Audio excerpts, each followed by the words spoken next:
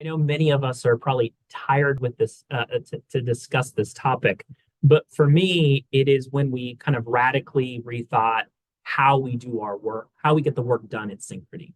And so, like many during the pandemic, we all had to take a pause to figure out how are we going to kind of meet that moment and support our employees' needs.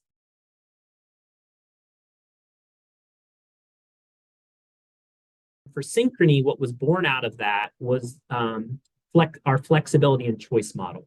So obviously, like many companies, we have a hybrid model, but our model is defined and anchored around flexibility and choice. So what were we solving for, or what was the problem statement is how do you give your employees the flexibility and choice they need to be their best personally and professionally. And I think this last part's important to drive peak performance for the organization.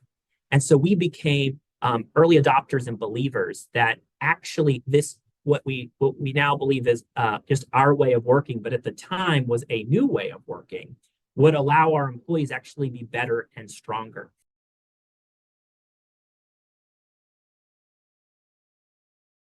Did help us in a couple of different ways. It helped us mitigate, a lot of people called it the great resignation, the great reset that happened across many companies. We did not experience that. We have had all-time low turnover, and that's at all levels in the company, from our contact center associates all the way to our executives, because we allowed flexibility and choice for all, not for a few. And so it doesn't matter the role in the company, we gave you access to be able to have that. And so our applicant flow, as we did that, went up nearly 40%.